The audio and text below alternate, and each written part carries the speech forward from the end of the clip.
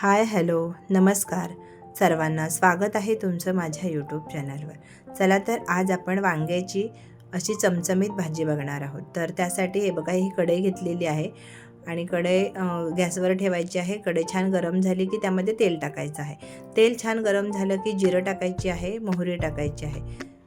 ती व्यवस्थित अशी तेलावर परतून घ्यायची आहे आणि त्यामध्ये हे बघा, आलं घेतलेलं आहे, लसूण आणि मिरची याची पेस्ट केलेली आहे, ती याच्यामध्ये 2 चमचे टाकायची आहे। या भाजीमध्ये ना थोडासा तुम्ही लसूण जास्त टाकलात ना तर ह्या भाजीची टेस्ट छान येते। तर हे बघा, आता मीडियम साईजचा कांदा आपण कट करून घेतलेला आहे। कांदा बारीक करायची गरज नाही, मोठा केला तरी काही हरकत नाही। आता कांदा पण छान परतून घ्यायचा आहे, एक 2-3 मिनिटासाठी छान परतून घ्यायचा आहे।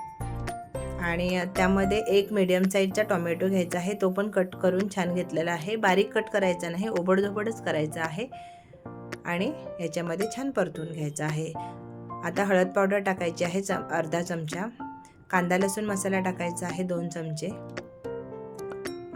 लाल तिखट टाकायचा आहे 1 चमचा, चवीनुसार मीठ टाकायचं आहे आणि गरम मसाला पावडर जो केलेला असतो तोही याच्यामध्ये टाकून घ्यायचा आहे आणि छान तेलामध्ये हे सगळे मसाले व्यवस्थित एकजीव करून घ्यायचे आहेत।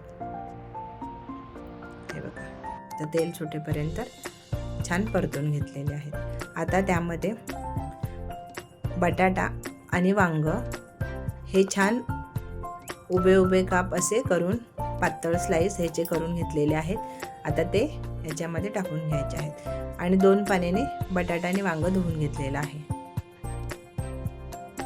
आता बघा, ह्याच्यामध्ये पाणी टाकायची काही गरज नाही। हे छान आता सगळा मसाला या बटाटे आणि वांग्याला लागला गेला पाहिजे। हे बघा, असं छान परतून घ्यायचं आहे, एकजीव करून घ्यायचं आहे, सगळ्यांना हे मसाला लागला गेला पाहिजे। आता काय करायचं, याच्यावर झाकण ठेवायचं आहे आणि एक 15 मिनिटासाठी हे झाकण ठेवायचं आहे। मध्ये 2-2, 3-3 मिनिटांनी हे झाकण काढायचं आहे, मध्ये हलवायचं आहे, कारण खाली लागू शकतो। ही विडाची कढई असल्यामुळे जरी जाड असली तरीही खाली लागू शकते, म्हणून 2-2 मिनिटांनी हे छान भाजी ही हलवत राहायची आहे। हे बघा किती झालेली आहे छान। ह्याच्याबरोबर तुम्ही भाकरी खाऊ शकता किंवा चपातीही खाऊ शकता। हे बघा, आता वरून कोथिंबीर भुरभुरायची, भाजी रेडी आहे। आता गॅस बंद करायचा आहे आणि ह्याच्यावर झाकण ठेवायचं आहे आणि 10 मिनिटासाठी तसंच ठेवायचं आहे।